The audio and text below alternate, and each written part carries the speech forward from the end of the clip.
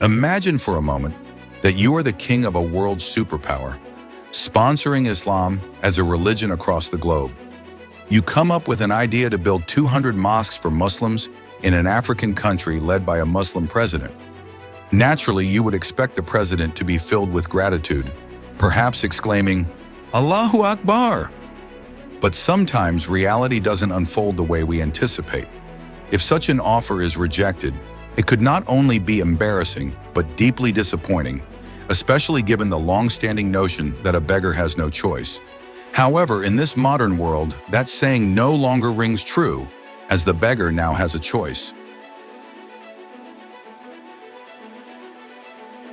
This was precisely what transpired recently when Prince Mohammed bin Salman of Saudi Arabia called the president of Burkina Faso, Captain Ibrahim Traore, with a proposal to build 200 mosques for the people of Burkina Faso throughout the period of Ramadan. Prince Mohammed expected the typical response of, "Thank you, thank you, thank you," from African leaders, as he had received countless times before. But to his surprise, Captain Ibrahim Traore did not offer the expected words of gratitude. Instead, he thanked the prince for his gesture, but then shared an unexpected perspective. He explained that the people of Burkina Faso could take care of their own spiritual needs regarding prayer and worship. He made it clear that Burkina Faso, a country striving to progress, needed schools, hospitals, factories, roads, and agricultural mechanization rather than more mosques. Many within the Muslim faith were not particularly pleased with his rejection of the 200 mosque offer. However, if you are among those who believe Captain Ibrahim Traore made a wrong decision, it's essential to pause and consider the deeper implications of his stance. Captain Ibrahim Traore is not merely a revolutionary president for Muslims, but also for the entire Burkinabe population. He stands as a beacon of African liberation, a leader with a broader vision for his country and the continent.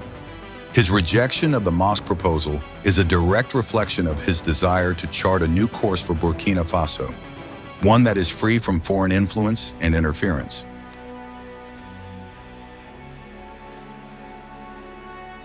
Historically, religion, whether Islam or Christianity, has often been used as a tool for controlling and enslaving African people. Africans have been taught to build more churches and mosques, while the rest of the world focuses on constructing factories, industries, developing cutting-edge technologies, and improving infrastructure and education. Captain Ibrahim Traore is determined to reverse this narrative. He is resolute in his commitment to ensuring that African nations are not manipulated into building more religious institutions that historically have acted as instruments of power abuse and control. Traore understands that a prosperous nation is one that produces what it consumes and consumes what it produces. Therefore, his focus is on ensuring that Burkina Faso is equipped with better schools, hospitals, infrastructure, and a modernized agricultural sector. These are the priorities he communicated to Prince Mohammed bin Salman. In his own words, "My people need schools, hospitals, and better irrigation technology, not mosques." For Captain Ibrahim Traore, the development of more schools translates into providing better training for the ordinary Burkinabe population. Education is the bedrock of any prosperous nation, and Traore firmly believes that a well-educated citizenry is crucial for the advancement of his country. He envisions a future where Burkina Faso is self-reliant, independent of Western interference, and free from the shackles of imperialism. For too long, Western powers have misled Africans into focusing on theoretical education rather than practical, hands-on knowledge that can be applied in everyday life. Captain Traore is determined to reverse this trend by promoting technical and vocational education throughout the country. At the Africa-Russia Summit in St. Petersburg, Captain Traore emphasized the importance of African independence, highlighting that the foundation of this independence begins with food security. Since then, he has dedicated substantial resources to improving Burkina Faso's agricultural sector, ensuring it transitions from subsistence farming to large-scale commercial production.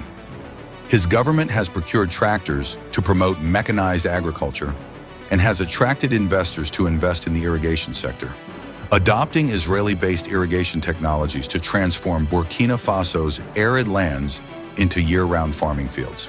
In addition to promoting mechanized farming, Captain Traore's government has launched initiatives to procure high-quality seeds and fertilizers, which are now accessible to farmers at subsidized prices.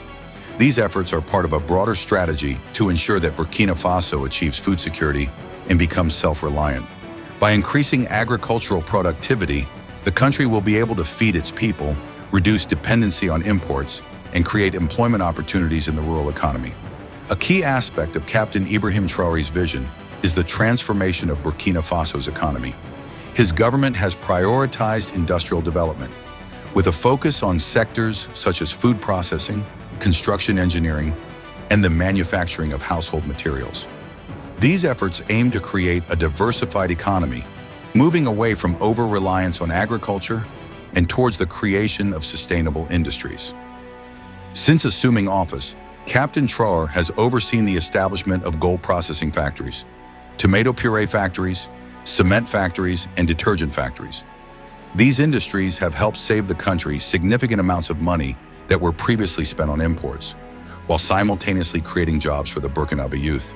One of the key messages that Captain Traore communicated to Prince Mohammed in his rejection of the 200 mosques offer was the pressing need for hospitals in Burkina Faso. Traore recognizes that a healthy population is essential for sustaining a productive workforce that can support both the manufacturing and agricultural sectors.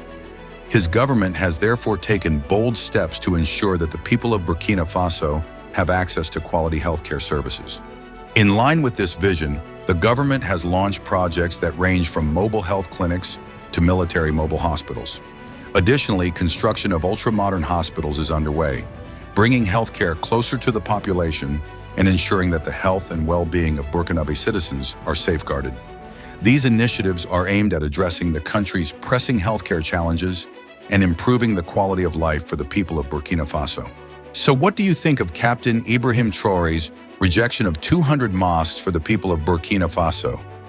Do you support him, or do you believe he should have accepted the offer?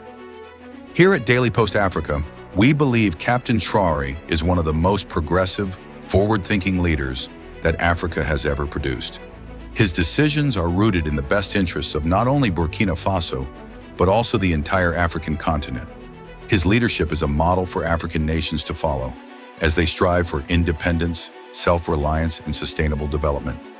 We invite you to share your opinions with us in the comment section below. And don't forget to like and share this article to spread the love and admiration for Captain Ibrahim Traore across the globe. His vision is shaping the future of Burkina Faso and, by extension, Africa.